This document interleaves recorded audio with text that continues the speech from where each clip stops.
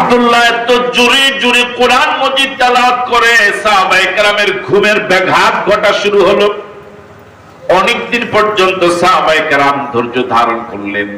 একটা সময় রাসূলের কাছে অভিযোগ করলেন, ইয়া রাসূলুল্লাহ, আব্দুল্লাহ এত জোরে জোরে কোরআন মজিদ পড়ে, আমাদের ঘুমের সময়ও পড়ে, বিশ্রাম নিতে পারি না।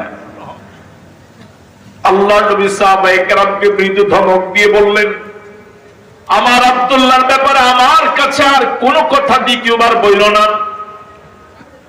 আব্দুল্লাহ ঈমান কিনতে গিয়ে যা হারিয়েছে তোমরা তা হারাও নাই। আমার এই আব্দুল্লাহ ঈমান কিনতে গিয়ে পরনের বস্ত্রটাও আনতে পারে নাই। তোমাদের ঈমান থেকে আব্দুল্লাহর ঈমানের দাম অনেক অনেক বেশি। সুতরাং আব্দুল্লাহকে কোনো বাধা দিও না, সে যত জোরে পারো কোরআন মজিদ তেলাওয়াত করুক। আল্লাহু আকবার। তাকে বাধা দিও না। সাহাবায়ে কেরাম বাধা দিলেন না। আব্দুল উজ্জা ধীরে ধীরে ওয়া আলা আলি মুহাম্মাদ কামা বারাকতা আলা ইব্রাহিম ইন্নাকা হামিদুম মাজিদ। দত্তপাড়া ইউনিয়ন পরিষদ প্রাঙ্গণে একটি বছর পার করছি, আর কয়েক ঘন্টা পরেই নতুন বছর শুরু হবে। আমাদের জীবন থেকে একটি বছর চলে গেল।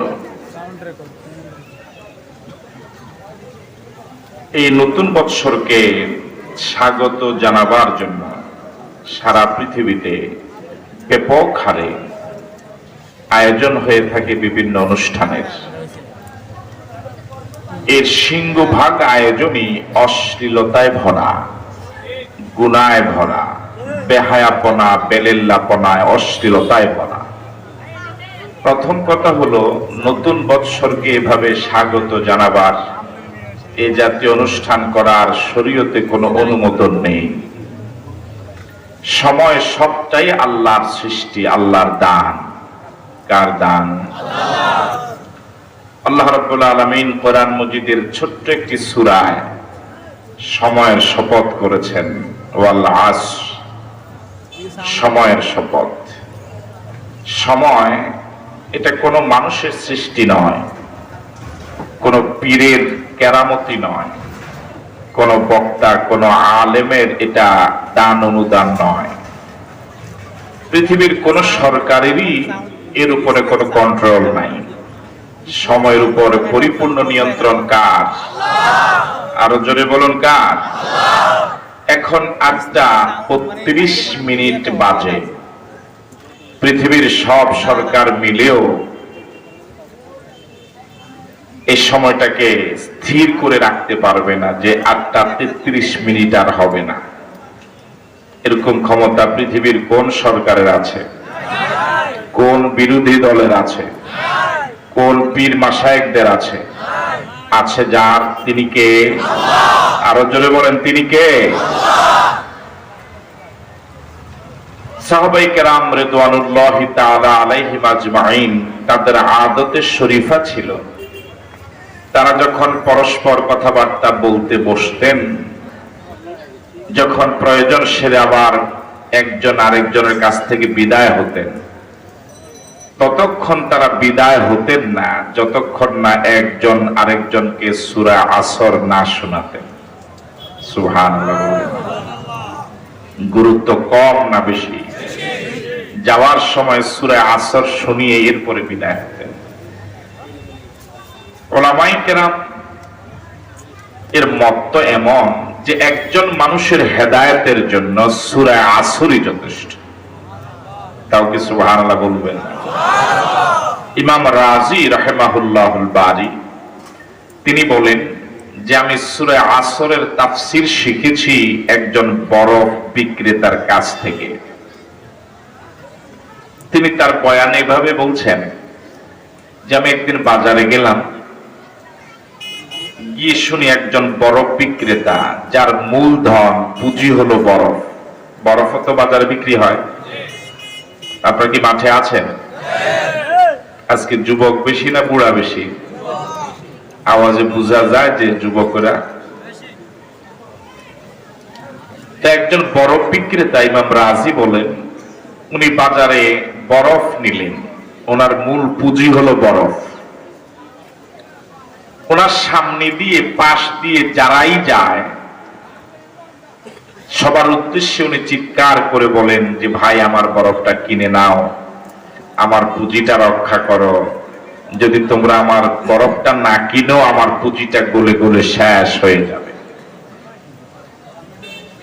ইমাম রাজি বলেন তার যখন এরকম আবেগ ঘন চিৎকার প্রত্যেক পথিকের সামনে তিনি উপস্থাপন করেন, আমার যখন কানে আসলো যে ভাই আমার পুঁজিটা তো গলে গলে শেষ হয়ে যাচ্ছে, মেহেরবানি করে আমার কাছ থেকে পুঁজিটা কিনে আমাকে রক্ষা করো, আমার জীবনটা বাঁচাও। ইমাম রাজি বলেন আমার মনে হলো এটাই তো সূরা আসরের তাফসীর। আমার আপনার জন্য রব্বুল আলামিন জীবন নামক যে বরফ দিলেন এটা গলে গলে কিন্তু শেষ হয়ে যায়, ঠিক নয় কি? একটু আগে বলেছিলাম 8:32, এখন কি 8:32 আছে? এখন কয়টা? 35। তাহলে আমার জীবন থেকে 3 মিনিট চলে গেল, আপনার জীবন থেকে যায় নাই, চেয়ারম্যান সাহেবের জীবন থেকে যায় নাই, সভাপতি সাহেবের জীবন থেকে যায় নাই। টের পেয়েছেন যে গেল? টেরও পাই না, কিন্তু চলে গিয়েছে। এখন কি 35 বাজে না 36 বাজে?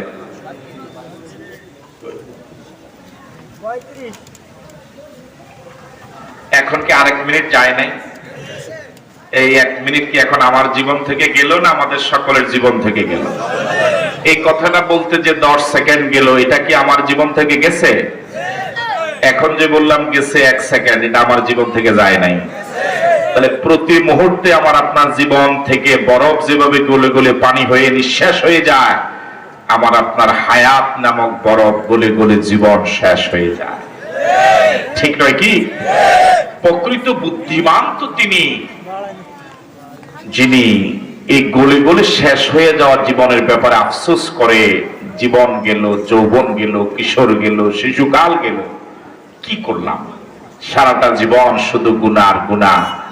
অতীত জীবনের জন্য যিনি অনুশোচনা করবেন আর সামনের জীবনের জন্য যিনি সিদ্ধান্ত নিবেন, তিনি তো সত্যিকারে বুদ্ধিমান আল্লাহর গোলাম, ঠিক নয় কি? আর যে যুবক, যে মানুষ অতীতের জন্য অনুশোচনা করে না, ভবিষ্যতের জন্য কঠিন সিদ্ধান্ত নেয় না, বরং নতুন জীবনকে বরণ করে অশ্লীলতায়, এ মানুষ নয়। উলাইকা কাল আনআম, এরা 4 পায়ের জানোয়ার, তার থেকেও খারাপ। কথা বলে ঠিক নয় কি? আল্লাহ রাব্বুল আলামিন আমাদের এই যুব সমাজকে, এই জনপদের যুব সমাজকে এই বেহায়াপনা বেলিল্লাপনা থেকে হেফাজত করুক বলে আমিন। আমরা আজকের এই তাফসীরুল কোরআন মাহফিলে যে সকল কিশোর যুবক আয়োজন করেছে, যারা যুবক আয়োজন শুনতে এসেছেন,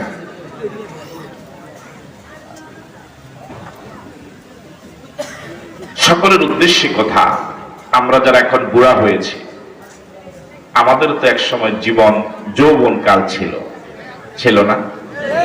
এখন কি আমরা যুবক না বুড়ার কাতারে? আপনাদেরকে যে আল্লাহ জবান দিয়েছেন, আমার পরামর্শ থাকবে জবানের হক আদায় করে কথা বলেন। আপনি যদি এত দামি মানুষে হন যে জবান খোলেন না, তো মাহফিল আসা বসার দরকার নাই তো। আমার ডান পাশে চেয়ারম্যান সাহেব বসা, উনি কি এখন যুবক না বুড়া? বাম পাশে সভাপতি সাহেব, দাড়ি কাঁচা হলেও যুবক বলা যাবে না, ঠিক নয় কি? আমার বয়স এখন 48 পার হলো। 48 বছরে কি কেউ যুবক থাকে? তাহলে আমি এখন বুড়ার কাতারে। আমরা কি একসময় যুবক ছিলাম না? আপনারা এখানে যারা বৃদ্ধ, এই যৌবন কাল জীবনের সোনালী অধ্যায়, এটা কি আপনাদের জীবন থেকে গত হয়ে যায় নাই? কিয়ামত হয়ে গেল কি আর জীবনে যৌবন কাল ফিরে আসবে? জীবনের সবচেয়ে সোনালী অধ্যায়ের নাম হলো যৌবন কাল। এই সময় খাওয়া দাওয়া যেমন রুচিতে লাগে, ইবাদত বন্দেগীতেও ভালো লাগে। বুড়া হলে পরে শরীর আগের মতো শুট করে না, রুচিতে বাঁধে, ইবাদত বন্দেগী তো আগের মতো মজা পাওয়া যায় না, ঠিক নয় কি? ইসলামের সূচনা লগ্নে রাসূল করিম সাল্লাল্লাহু আলাইহি ওয়াসাল্লাম যখন কোরআন মজিদের দাওয়াত দেওয়া শুরু করলেন, যারা বিরোধিতা করেছে সকলেই বুড়া ছিল, আর যারা রাসূলকে সমর্থন করেছেন, দ্বীন কবুল করেছেন, জীবন দিয়েছেন, সবাই বুড়া ছিল। আল্লাহ, তারা যুবক ছিলেন না বুড়া ছিলেন? বিরোধিতা যারা করেছিলেন যুবক ছিল না বুড়া ছিল? ইসলামের ইতিহাস যুবকদের রক্তের ইতিহাস, ইসলামের ইতিহাস যুবকদের আন্দোলনের ইতিহাস। আমাদের বাংলাদেশেও স্বাধীনতা যুদ্ধ, প্রত্যেকটি গণতান্ত্রিক আন্দোলন, ভাষা আন্দোলন, যারা নেতৃত্ব দিয়েছে, জীবন দিয়েছে, সিংহভাগী যুবক ছিল, ঠিক নয় কি? আজকের মাহফিলও তার প্রমাণ, আয়োজক যুবক, উপস্থিতির সিংহভাগ যুবক। রাসূল করিম সাল্লাল্লাহু আলাইহি ওয়াসাল্লামের জামানায় একজন যুবক কালেমা পড়ার আগে, যার নাম ছিল আব্দুল উজ্জা, মা তালাক প্রাপ্ত হলেন অথবা বিধবা হলেন, মায়ের অন্য জায়গায় বিয়ে হয়ে গেল, যে জায়গায় তার বিয়ে হলো ওই স্বামী আব্দুল উজ্জাকে রিসিভ করে নাই মন থেকে। আব্দুল উজ্জা চাচার কাছে লালিত হলেন, চাচার তত্ত্বাবধানে ধীরে ধীরে বড় হলেন। আব্দুল উজ্জা এখন যুবক মানুষ। এমন সময় আব্দুল উজ্জা সংবাদ পেলেন আল্লাহ রাব্বুল আলামিন আখির নবী মুহাম্মদুর রাসূলুল্লাহ সাল্লাল্লাহু আলাইহি ওয়াসাল্লামকে দুনিয়াতে পাঠিয়েছেন। দীর্ঘ সময় ধরে তিনি তথ্য অবজারভেশনে রাখলেন। একটা সময় তিনি সিদ্ধান্ত নিলেন মুহাম্মদুর রাসূলুল্লাহ সাল্লাল্লাহু আলাইহি ওয়াসাল্লামের প্রতি ঈমান আনবেন, কিন্তু মনে বড় ভয় যে চাচার ঘরে তিনি লালিত পালিত হচ্ছেন, চাচা এখনো কালেমা পড়ে নাই, এখনই যদি কালেমা পড়ি চাচার রোশানলে পড়া লাগবে, বিপদে পড়া লাগবে। যোগে যোগেই যারা ঈমান গ্রহণ করেছে তাদের উপরে বিপদ আসছে না আসে নাই? কথা বলেন, এসেছে না আসে নাই? একটা সময় অপেক্ষার পালা শেষ হলো, সাহস করে চাচাকে বলে ফেললেন। দীর্ঘ সময় তিনি অপেক্ষা করছিলেন, চাচা আগে কালেমা পড়ুক, এরপর আমি কালেমা পড়ব। কিন্তু সময় অনেক গত হয়ে যাওয়ার পর মেঘে মেঘে অনেক বেলা হয়ে গেল, সন্ধ্যা হয়ে গেল। এই জন্য তিনি সিদ্ধান্ত নিলেন, চাচা ঈমান আনুক আর না আনুক, আমাকে তো ঈমান আনাই লাগবে, যেহেতু আমাকে আমার কবরে আমাকে জবাব দেওয়া লাগবে। এরপরে তিনি সাহস করে চাচাকে বললেন, চাচা আব্দুল্লাহর এতিম ছেলে মুহাম্মদ, তিনি নিজেকে নবী বলে দাবি করেন, অনেকে তাকে নবী বলে মেনেও নিয়েছে, ব্যাপারে আপনার মত কি? চাচা বললেন, আমারও তো তাই মনে হয়। আব্দুল উজ্জা মনে মনে খুশি, চাচা মুহাম্মদকে হয়তো নবী হিসেবে মেনে নিবেন। প্রশ্ন করলেন, চাচা তাহলে ঈমান আনেন না কেন? কবে ঈমান আনবেন? আব্দুল উজ্জার চাচা বলল, ভাতিজা মুহাম্মদকে নবী হিসেবে মেনে নিতে পারবো না। তার কারণ হলো আমি এখন সমাজের অনেক বড় নেতা, আমার অনেক কর্মী মানুষ আমাকে অনেক মূল্যায়ন করে। আমি যদি আব্দুল্লাহর এতিম ছেলে, একটা গরিব মানুষ, তাকে যদি নবী মেনে নেই, আমার প্রেস্টিজ ইস্যু হবে, আমার কর্মী ভোটার ভক্ত কমে যাবে। কথা কয় না? মাঠে আছেন আপনারা? এই অবস্থা আগে ছিল, অবশ্য এখন নাই। হ্যাঁ আছে, কিয়ামত পর্যন্ত থাকবে কি থাকবে না? ভাতিজা আব্দুল উজ্জার সিদ্ধান্ত যখন চাচার শুনলেন, তিনি চাচার সামনে ঘোষণা করলেন, চাচা মুহাম্মদকে আপনি মন থেকে নবী হিসেবে মেনে নিয়েছেন, কিন্তু প্রকাশ করছেন না, ঘোষণা করছেন না সমাজের মানুষের ভয়ে। আমি সমাজের মানুষকে ভয় করি না, আমি ভয় করি আমার আল্লাহকে। আল্লাহু আকবার। পৃথিবীর সব মানুষ আমাকে ভালো জানে, এই ভালো জানার কোনো দাম নাই, কোনো দাম নাই, কোনো দাম নাই। আমার আল্লাহ যদি আমাকে ভালো না জানে, পৃথিবীর সব মানুষ আমাকে খারাপ জানে, আমার এতে কোনো আপত্তি নাই। আমার আল্লাহ যদি আমাকে ভালো জানে, আপনারা কি এর সাথে একমত? জোরে বলেন একমত। পৃথিবীর সবাই আমাকে ভালো জানে, আমাকে সাপোর্ট করে, আমার প্রশংসা পঞ্চমুখ, কিন্তু আমার আল্লাহ আমাকে পছন্দ করেন না। পৃথিবীর সব মানুষের এই ভালো বলায় প্রশংসা কি আমাকে পরকালে নাজাত দিতে পারবে? পৃথিবীর একজন মানুষ আমাকে সালাম দেন, আমাকে পছন্দ করে না, কিন্তু আমার আল্লাহ যেদিন ডাক দিবেন, ইয়া আইয়াতুহান নাফসুল মুতমাইন্নাহ ইরজিই ইলা রাব্বিকি রাদিয়াতাম মারদিয়াহ ফাদখুলি ফি ইবাদি ওয়াদখুলি জান্নাতি। আল্লাহ যে সকল মানুষকে ডেকে ডেকে বলবেন আমার বান্দারা জান্নাতে ঢুকে যাও, আল্লাহ পাক সে কাতারে আমাকেও রাখবেন। বলেন পাস না ফেল? আরো জোরে বলেন পাস না ফেল? সফল না ব্যর্থ? আব্দুল উজ্জা ঘোষণা করলেন, চাচা আপনার সামনে আমি পড়ে নিলাম আশহাদু আল্লা ইলাহা ইল্লাল্লাহ ওয়া আশহাদু আন্না মুহাম্মাদান আবদুহু ওয়া রাসূলুহু। আল্লাহু আকবার। এই মাত্র আব্দুল উজ্জা ঈমান আনলেন, মুসলমান হয়ে গেলেন। চাচা বলল, আব্দুল উজ্জা কালেমা পড়ার পরিণতি কি তুমি জানো? আব্দুল উজ্জা বললেন, চাচা তা তো জানি না, আমি কালেমা পড়েছি জাহান্নামের আগুন থেকে বাঁচার জন্য। আমার বিশ্বাস আমার আল্লাহ আমাকে জাহান্নাম থেকে বাঁচাবেন। আব্দুল উজ্জার চাচা রাগত স্বরে বললেন,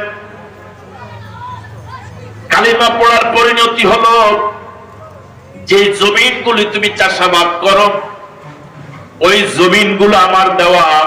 কালেমা পড়ার অপরাধে আমার দেওয়া জমিনগুলো আমাকে ছেড়ে দেওয়া লাগবে। আব্দুল উজ্জা বললেন, চাচা কোনো আপত্তি নাই, কালেমার বিনিময়ে জমিনগুলো ছেড়ে দিলাম। আসতে বলেন, মায়ের আসতে পারে। চাচা বললেন, শুধু তাই নয়, তুমি যে গরু ছাগল ওট ভেড়াগুলো রক্ষণাবেক্ষণ করো, এগুলো আমার দেওয়া। কালেমা পড়ার অপরাধে উট ভেড়া ঘোড়াগুলো ছেড়ে দেওয়া লাগবে। আব্দুল উজ্জা বললেন, চাচা যে কালেমার বিনিময়ে জমিনগুলো ছেড়ে দিলাম, ওই কালেমার বিনিময়ে উট ভেড়া ঘোড়াগুলো ছেড়ে দিলাম।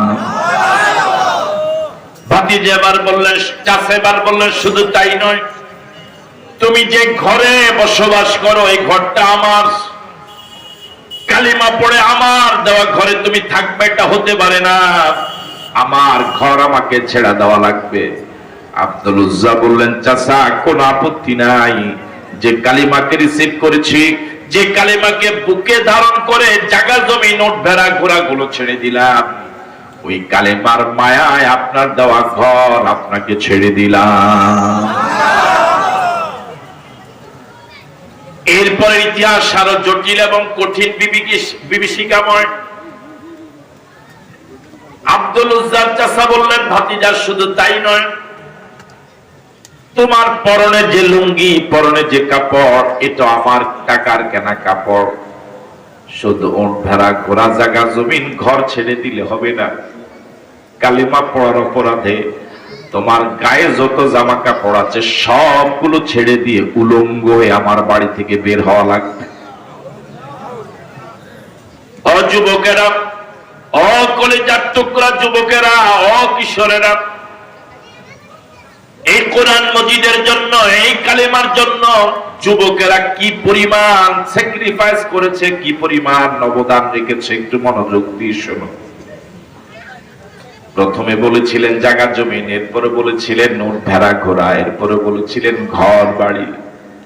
এক সেকেন্ড আব্দুল উজ্জা দেরি করে নেই, সাথে সাথেই ছেড়ে দিয়েছিলেন। কিন্তু সর্বশেষ যখন বললেন জামা কাপড় ছেড়ে দিয়ে উলঙ্গ হয়ে বের হওয়া লাগবে, আব্দুল উজ্জা এখন চিন্তা করছেন, আল্লাহ আমি যুবক মানুষ, কিভাবে উলঙ্গ হব?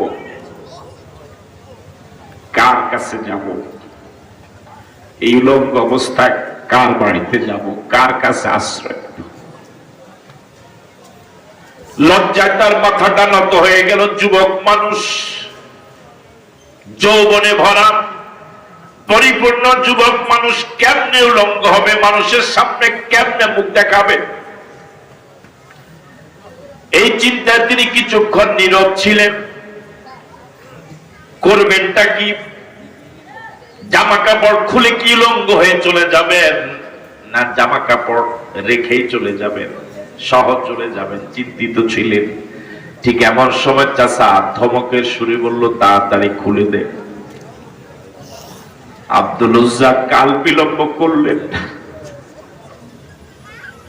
চিন্তা করলেন মায়ের গর্ভ থেকে যেদিন এসেছিলাম সেদিন উলঙ্গ ছিলাম, আবার যেদিন কবরে যাব সেদিন তো উলঙ্গ হয়েই যাব। সুতরাং ঈমান ছেড়ে দেব না, বরং জামা কাপড় ছেড়ে দেব। জামা কাপড়ের বিনিময় ঈমানটাকে রিসিভ করে বুকে ধরে রাখবো। আল্লাহু আকবার। এর নাম ঈমান, এর নাম ঈমান, এর নাম ঈমান। ঈমান এত দাম, এত দামি ঈমান। লা ইলাহা ইল্লাল্লাহু মুহাম্মাদুর রাসূলুল্লাহ। এই কালিমা মিজানের এক পাল্লা যদি দেওয়া হয়, আরেক পাল্লা যদি 7 আকাশ দেওয়া যায়, 7 জমিন দেওয়া যায়, কালিমার পাল্লাটাই ভারী হবে। আমার ভাইয়েরা, অস্ত্র দিয়ে কিয়ামত ঠেকানো যাবে না, ক্ষমতা দিয়ে কিয়ামত ঠেকানো যাবে না, মিছিল মিটিং করে কিয়ামত ঠেকানো যাবে না, টাকার গরম দিয়ে কিয়ামত ঠেকানো যাবে না।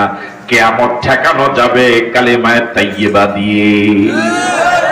এই পৃথিবীতে একজন মানুষ যদি কালেমা পড়ার মতো থাকে, ততদিন পর্যন্ত পৃথিবী স্থির থাকবে, কিয়ামত হবে না। আল্লাহু আকবার। আমার ভাইয়েরা, কিয়ামত, ঈমান এত দামি, জীবন দামি বেশি, দাম বেশি না ঈমানের দাম বেশি? আরো জোরে বলেন, জীবনের দাম না ঈমানের দাম? জীবনেরও দাম আছে, ঈমানেরও দাম আছে। দুইটার থেকে কোনটার দাম বেশি? তুলনা কি চলে? 19-20 না অনেক ব্যবধান? শুধু কি আকাশ জমিন না আরো বেশি ব্যবধান? শুধু কি দিন রাত না আরো অনেক অনেক ব্যবধান? কখনো যদি ঈমান এবং জীবন যদি ষড়যন্ত্রের কবলে পড়ে, দুটোটাই যদি রিস্কে পড়ে যায়, সত্যিকারে ঈমানদার যিনি, তিনি ঈমানকে রাখবেন, জীবনকে দিয়ে দিবেন, ঠিক কিনা? আর যিনি সত্যিকারে ঈমানদার নয়, জীবনটাকে রেখে দিবেন, ঈমানটা দিয়ে দিবেন, ঠিক নয়? একজন ঈমানটাকে রাখলো, জীবনটা দিয়ে দিল, পাস না ফেল। আরেকজনের জীবনটা দিয়ে দিল, ঈমান দেয় নাই, জীবন দিয়ে দিয়েছি, ঈমান দেয় নাই, পাস না ফেল।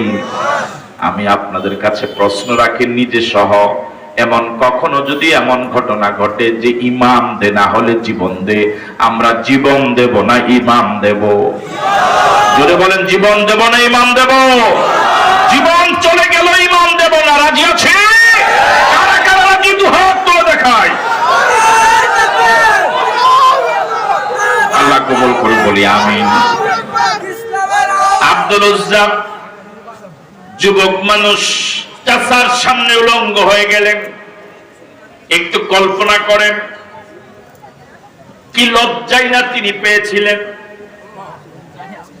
পরিপূর্ণ উলঙ্গ একজন যুবক, একেবারে উলঙ্গ, এখন কি করবেন? কার কাছে যাবেন? সর্বশেষ সিদ্ধান্ত নিলেন মায়ের কাছে যাবেন। মা তো এখন আরেক পুরুষের ঘর করে, যে পুরুষ আব্দুল উজ্জাকে পছন্দ করে না। মায়ের বাড়িতে দৌড়ে চলে গেলেন, মা মা বলে আত্মচিৎকার করলেন। মা ঘর থেকে বের হয়ে আসলো। ছেলের এই দুরবস্থা দেখে মা লজ্জায় মুখ ঢাকলেন। জিজ্ঞেস করলেন, বাবা তোমার এই দুরবস্থা কেন? বললেন, মা পরে বলবো। তোমার কাছে এসেছি, যদি এক টুকরা কাপড় থাকে অন্তত লজ্জাস্থান ঢাকতে পারি, এক টুকরা কাপড় দাও।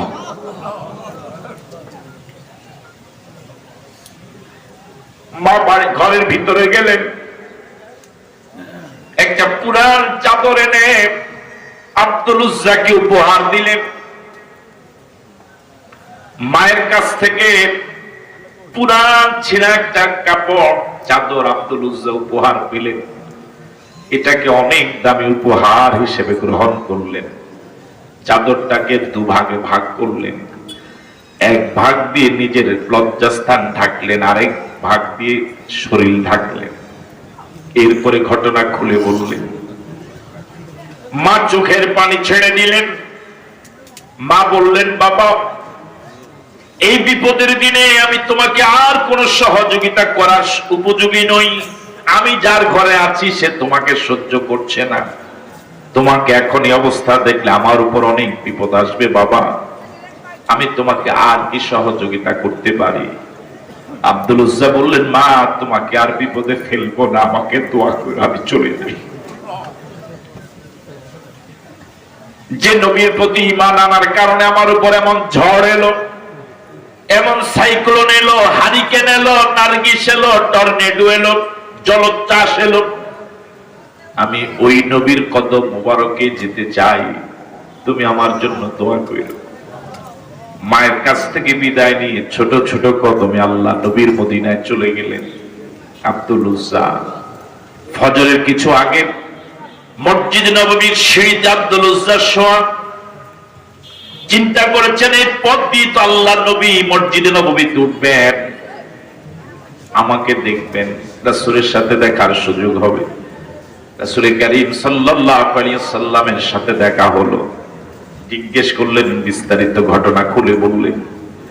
আল্লাহ নবী মর্মাহত হলেন।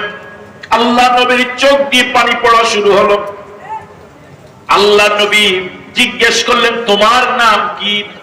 যুবক বললেন, ইয়া রাসূলুল্লাহ, আমার নাম আব্দুল উজ্জা। রাসূল বললেন, তোমার নাম এখন থেকে আব্দুল উজ্জা নয়, তোমার নাম এখন থেকে আব্দুল্লাহ। আল্লাহু আকবার। নামাজ শেষে মসজিদে নববীর পাশে জাহালে সুফা, রাসূলের প্রতিষ্ঠিত মাদ্রাসা, পুরাতন ছাত্র যারা ছিলেন তাদেরকে ডেকে রাসূল কারীম সাল্লাল্লাহু আলাইহি ওয়াসাল্লাম এই আব্দুল্লাহকে নতুন ছাত্র এই মাদ্রাসায় ভর্তি করালেন। সুবহানাল্লাহ। পুরাতন ছাত্র সাহাবায়ে কেরাম যারা ছিলেন তাদেরকে বললেন, আমার এই আব্দুল্লাহকে কোরআন মজিদ শিখাবা। আল্লাহু আকবার। সাহাবায়ে কেরাম কোরআন মজিদের তালিম দেওয়া শুরু করলেন। আব্দুল্লাহ এত জোরে জোরে কোরআন মজিদ তেলাওয়াত করে সাহাবায়ে কেরামের ঘুমের ব্যাঘাত ঘটা শুরু হলো। অনেকদিন পর্যন্ত সাহাবায়ে কেরাম ধৈর্য ধারণ করলেন। একটা সময় রাসূলের কাছে অভিযোগ করলেন, ইয়া রাসূলুল্লাহ, আব্দুল্লাহ এত জোরে জোরে কোরআন মজিদ পড়ে, আমাদের ঘুমের সময়ও পড়ে, বিশ্রাম নিতে পারি না। আল্লাহ নবী সাহাবায়ে কেরামকে মৃদু ধমক দিয়ে বললেন, আমার আব্দুল্লাহর ব্যাপারে আমার কাছে আর কোনো কথা দ্বিতীয়বার বইল না। আব্দুল্লাহ ঈমান কিনতে গিয়ে যা হারিয়েছে তোমরা তা হারাও নাই।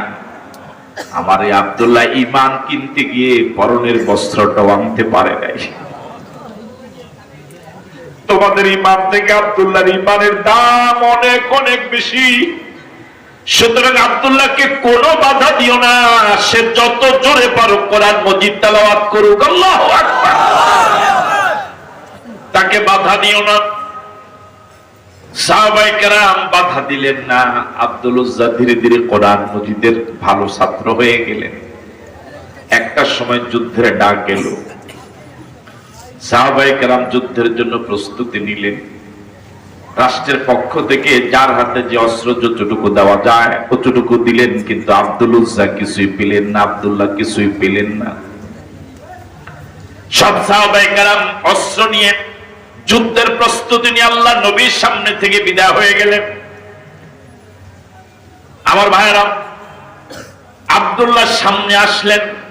আল্লাহ নবীকে বললেন, ইয়া রাসূলুল্লাহ, আমি তো ভাগে কিছুই পেলাম না।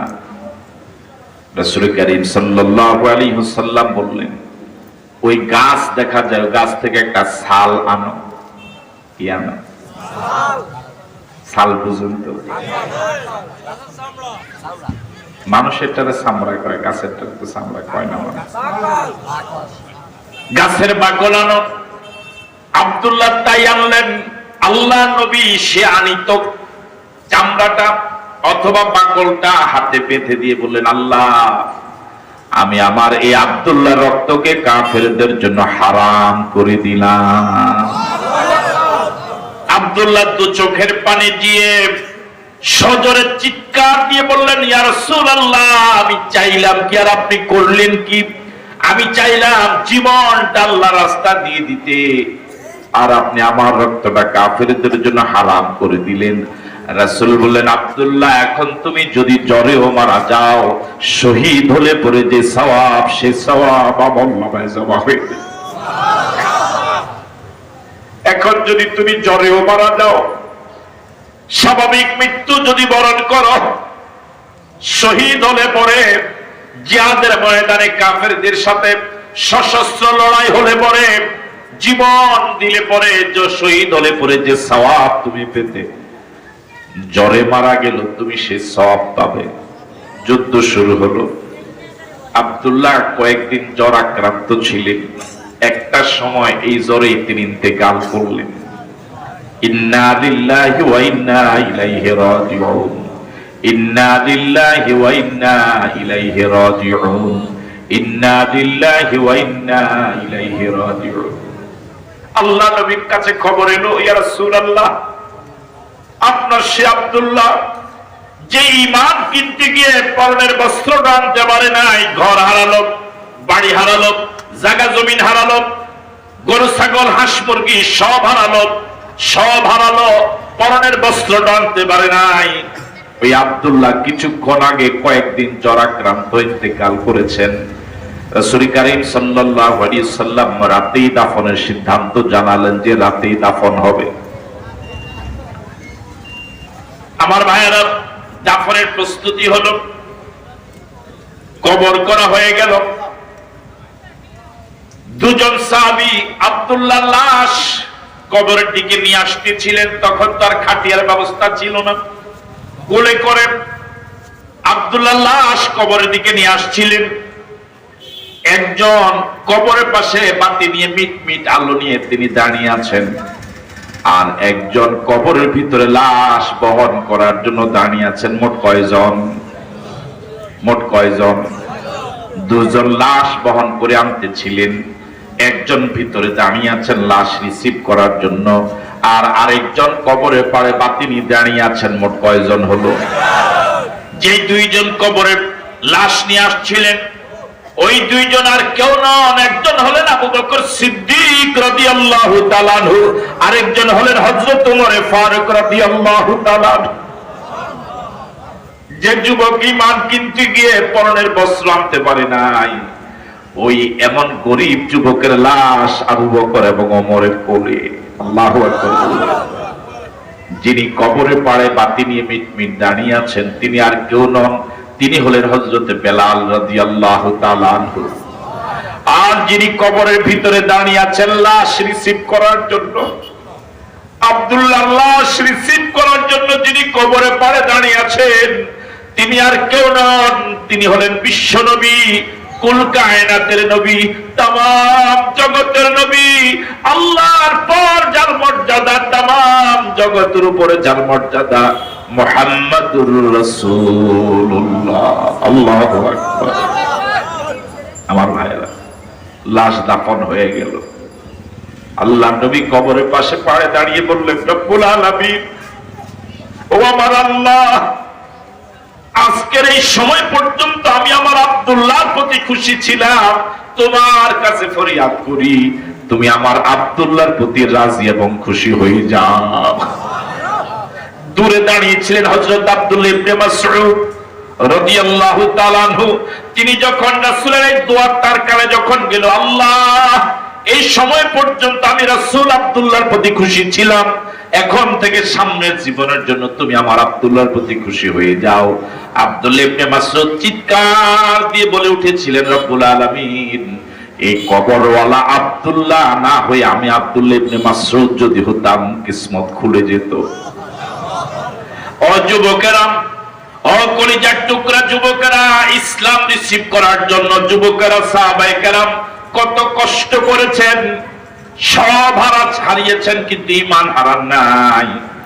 এখন দেখা যায় শুধুমাত্র নববর্ষকে রিসিভ করার জন্য অনেক যুবক ঈমান নামক সম্পদটা হারিয়ে ফেলে। ঠিক নয় কি? আমরা কি সিদ্ধান্ত নিতে পারবো এই যত বিদেশি সংস্কৃতির সাথে আমাদের জীবন থাকতে আমরা সম্পর্ক রাখবো না? রাজি আছি? রাজি আছি? আল্লাহ কবুল করে বলি আমিন। আরো জোরে সরি বলি আমিন। তুমি তো মুসলমানের সন্তান, তুমি তো হিন্দুর সন্তান নও, তুমি তো বিজাতির সন্তান নও। ওদের সংস্কৃতির সাথে তোমার সম্পর্ক হবে কেন? আমার ভাইয়ারা, শুরুতে আমি কোরআন মজিদের একটি অতি পরিচিত সূরার একটি আয়াত তেলাওয়াত করেছি। সূরাটির নাম হলো তাওবা, আয়াত 129, রুকু হলো 16, ক্রমিক নাম্বার 9। রাসূল করিম সাল্লাল্লাহু আলাইহি ওয়াসাল্লামের হিজরতের পরে নাজিল হয়েছিল, এই জন্য সূরাটিকে বলা হয় মাদানী। 129 আয়াত সম্বলিত সূরার আমি 112 নম্বর আয়াত তেলাওয়াত করেছি। আল্লাহ রাব্বুল আলামিন বলেন, আত-তাইবুনাল আবিদুনাল আব্দুল্লাহ জান্নাতি হয়ে গেছে। হ্যাঁ, এই যে আব্দুল্লাহ জান্নাতে, জান্নাত কনফার্ম হয়ে গেছে। হ্যাঁ, হয়েছে? কি বুঝা যায়? হয়। আমার ভাইয়ারা, আমরা এখানে যারা আছি একমত হলাম যে আমরা জান্নাতে যেতে চাই। আরেকটা বিষয় একমত হতে পারেন কিনা দেখেন, আমাদের দেশে ঝগড়াঝাটির তো অভাব নাই, আছে? দলে দলে ঝগড়া আছে না নাই? বাঁচতে কর, আমরা ডরাইয়েন না। ডানে বামে দুইজন যে আছে, দুজন একই দলের লোক, আমরা ডরাইয়েন না। গনা ধরে নিয়ে বই মুরব্বী মানুষ, সব এক দলের মানুষ। আমরা এখন এখানে যারা আছি সব আমরা এক দল, আর কোনো ঝামেলা নেই। এবার আপনার সাহস করে কথা কম, সাহস হয়েছে তো আপনাদের? আমাদের দেশে দলে দলে ঝগড়া আছে না নাই? কিন্তু এখানে ব্যতিক্রম দেখলাম, ওনারা টান করছে, আলহামদুলিল্লাহ। হুজুরে হুজুরে ঝগড়া নাই, এটা তো একটু আমাদের বিরুদ্ধে যেহেতু জোরে বলতে পারেন, আছে না নাই? এই ঝগড়া ধীরে ধীরে কমতেছে না বাড়তেছে? সামনে আরো কমবে না বাড়বে? আমাদের ঝগড়া দলে দলে, পীরে পীরে, হুজুরি হুজুরি, ইমাম ইমামে, বক্তা বক্তা আছে, ঠিক নয় কি? আমাদের ভিতরে অসংখ্য মতামত, একটা বিষয় আমরা একমত হইতে পারি কিনা দেখুন। এখানে বেগুনা মাসুম কয়েকজন বাচ্চা ছাড়া আমাদের গুনাহ আছে না নাই? তাহলে এই বিষয়ে আমরা ঝগড়া করিনি, এই বিষয়ে আমরা কি হইলাম? তাহলে আমরা এই পর্যন্ত ঝগড়া ছাড়া দুইটা বিষয় একমত হলাম, যে পরকালে সুখ চাই, জান্নাত চাই। আর একটা বিষয় একমত হলাম যে আমরা পরকালে আমরা সকলেই গুনাহগার। এই ব্যাপার সবাই একমত, সবাই গুনাহগার।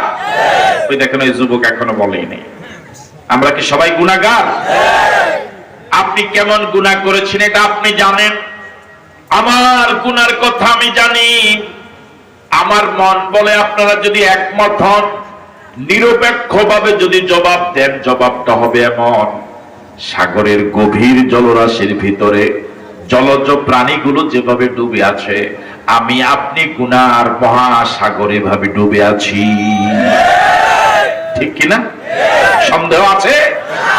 আমার আপনার জীবনে এমন অনেক গুনাহ আছে, কেউ জানে না। একটু চোখটা বন্ধ করে প্রত্যেকে যদি যৌবনকালের গুনার কথাগুলো কল্পনা করি, যৌবনকালে এমন অনেক গুনাহ করেছে যে গুনাহগুলো সমাজের কেউ জানে না। এই গুনাহগুলোর দুই একটা যদি সমাজে প্রকাশ হয়ে যেত, আমাদেরকে মানুষ সমাজে জায়গা দিত না। কথা বলে ঠিক নয় কি? স্বামীর গুনাহ স্ত্রী জানে না, স্ত্রীর গুনাহ স্বামী জানে না, নেতার গুনাহ কর্মী জানে না, কর্মীর গুনাহ নেতা জানে না, পীরের গুনাহ মুরিদ জানে না, মুরিদের গুনাহ পীর জানে না, সরকারের গুনাহ জনগণ জানে না, জনগণের গুনাহ সরকার জানে না, বক্তার গুনাহ শ্রোতা জানে না, শ্রোতার গুনাহ বক্তা জানে না, ইমামের গুনাহ মুসল্লি জানে না, মুসল্লির গুনাহ ইমাম জানে না। আমার আপনার সব গুনাহ যিনি জানেন তিনি কে? আওয়াজ দিয়ে বলেন আল্লাহ, আবার বলেন আল্লাহ, আরেকবার বলেন আল্লাহ।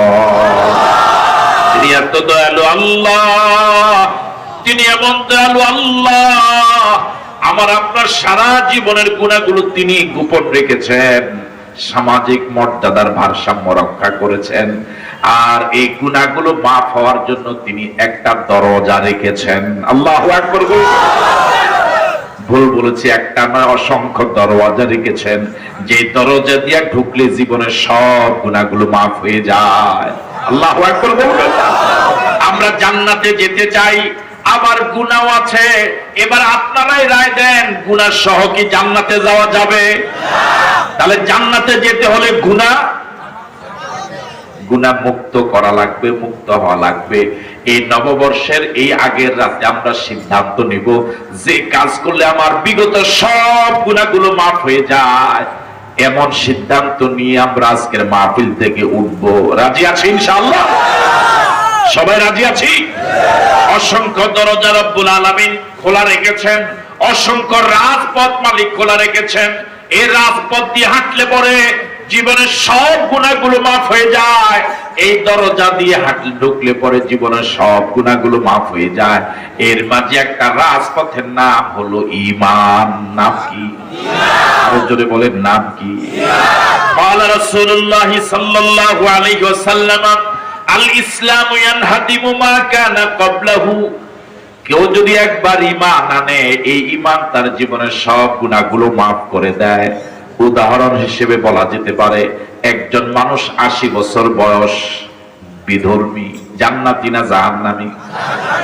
মনোযোগ আছে আপনাদের? কত বছর বয়স? 80 বছর বয়সের একটা বুড়া, আল্লাহ মানে না, নবী মানে না, ইসলাম মানে না, অন্য ধর্মের লোক, জান্নাতি না জাহান্নামী? আজ সকাল 10টায় ওই 80 বছরের বুড়াটা কালেমা পড়লো, পড়ে নিল লা ইলাহা ইল্লাল্লাহু মুহাম্মাদুর রাসূলুল্লাহ। কালেমা পড়লো কয়টায়? সকাল। মাশাআল্লাহ। কালেমা পড়লো কয়টায়? 11টায় মরে গেল। সম্ভাবনা আছে না নাই? সম্ভাবনা নাই? 10টায় কালেমা পড়লো, 11টায় মরে গেল। জান্নাতি না জাহান্নামী? এক ওয়াক্ত নামাজ পড়ার সুযোগ পায় নাই। 11টার সময় তো জোহরের সময় হয় না, এক ওয়াক্ত নামাজ পড়ার সুযোগ হয় নাই। ঈমান আনলো, 1 ঘন্টা পরে মরে গেল, জান্নাতি হয়ে গেল। আমার ভাইরা, তাহলে বোঝা গেল ঈমান আনলে পরে সব গুনাহগুলো মাফ হয়ে লোকটাকে জান্নাতি বানায়া দেয়। সুবহানাল্লাহ।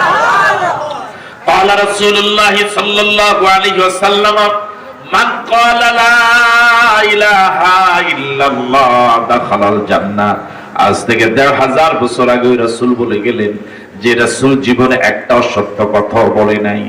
মক্কার কাফের এবং মুশরিকেরা আল্লাহ নবীকে পাগল বলেছে, কবি বলেছে, গণক বলেছে, জাদুকর বলেছে, অশ্রাব্য ভাষায় গালি দিয়েছে, তত্ত্ব সন্ত্রাস চালিয়েছে।